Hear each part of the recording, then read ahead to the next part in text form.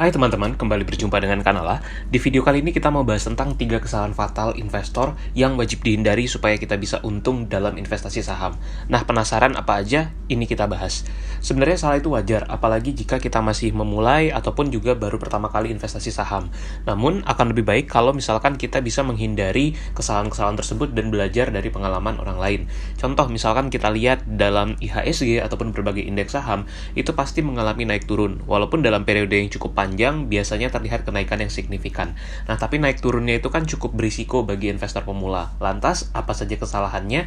Ini dia kita bahas satu persatu.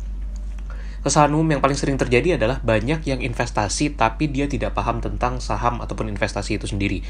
Satu quotes dari Peter Lynch yang bilang bahwa saham itu bukan tiket lotre, tapi adalah part ownership dari sebuah bisnis. Jadi, ketika kita membeli saham, sebenarnya kita ikut memiliki sebuah bisnis tersebut. Bayangkan misalkan orang-orang ketika hendak membeli kendaraan, motor atau mobil, mereka risetnya mendalam tentang kendaraan tersebut. Sedangkan untuk saham, banyak yang beli itu sekedar membeli saja tanpa memahami saham tersebut. Nah, apa yang terjadi? Ketika suatu saat market koreksi dan kemudian harga sahamnya turun, lalu mengalami kerugian yang besar misalnya, banyak yang panik dan akhirnya menjual investasinya. Padahal, hal-hal semacam itu bisa dihindari kalau kita sudah riset mendalam dan betul-betul paham tentang saham itu sendiri dan juga tentang bisnis atau saham yang kita beli. Jadi wajib untuk memahami dulu. Kesalahan yang kedua adalah dia nggak paham saham atau bisnis yang dibeli. Contoh misalkan perusahaan batubara seperti PT Bukit Asam. Di sini kita lihat profitnya itu naik turun setiap tahun. Ada tahun-tahun saat profitnya begitu tinggi, tapi ada juga tahun ketika profitnya mengalami penurunan yang signifikan. Nah, tentu ini ada hal yang menyebabkan hal tersebut. Dan akibat dari naik turun kinerja tersebut, harga sahamnya pun juga punya fluktuasi yang tinggi. Misalkan kalau kita lihat dalam rentang waktu belasan tahun terakhir. Nah, investor yang nggak paham sama saham yang dia beli, pasti akan panik menghadapi kondisi semacam ini. Portofolionya akan minus dan kemudian mengalami kerugian yang besar. Padahal setiap bisnis atau setiap saham itu punya karakteristik masing-masing di sektor ataupun industrinya. Dan kalau nggak paham, kita pasti akan panik. Nah, bagaimana supaya paham bisnis atau saham yang dibeli? Kamu bisa lakukan analisis fundamental. Panduan lengkapnya ada di video tadi ya, linknya ada di deskripsi video ini. Saran yang ketiga adalah tidak melakukan diversifikasi dengan baik.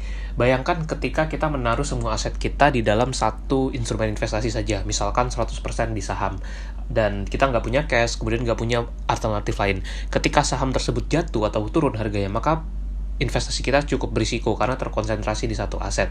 Dan kalau kita lihat quote dari Peter Lynch ini yang bilang bahwa kita pasti akan ketemu resesi, kita akan menemukan penurunan harga saham, dan kalau misalkan kita nggak siap sama hal-hal tersebut, tentu ini akan berbahaya untuk seorang investor saham. Tentu kita perlu lakukan diversifikasi dengan baik supaya ketika satu sektor turun atau satu saham performanya jelek, kita masih bisa dapat di saham-saham lain yang performanya lebih baik. Nah, bagaimana melakukan diversifikasi? Kamu bisa pelajari di video-video ini. Di situ Kanala sudah share tips dan strategi melakukan diversifikasi investasi. Dan termasuk kamu juga bisa diversifikasi portofolio kamu ke market US. Misalkan investasi di saham-saham Amerika. Untuk beli dan investasi saham Amerika, kamu bisa gunakan aplikasi GoTrade Indonesia. Bisa download, linknya ada di deskripsi, dan kamu bisa mulai investasi dengan modal hanya 15 ribuan atau $1 saja. Lantas bagaimana menghindari kesalahan-kesalahan tadi? Tips yang pertama adalah kamu bisa buat rencana investasi dan sesuaikan dengan profil risiko. Tentukan apa tujuan keuangan kamu sebelum kamu masuk di saham. Dan sesuaikan strategi investasi kamu tadi dengan profil risiko. Ada orang-orang yang bisa sangat agresif, ada yang moderat risikonya. Jadi disesuaikan sesuai kebutuhan kamu masing-masing. Yang kedua adalah lakukan riset saham secara mendalam. Apapun saham yang akan kamu beli, lakukan analisis secara detail dan mendalam.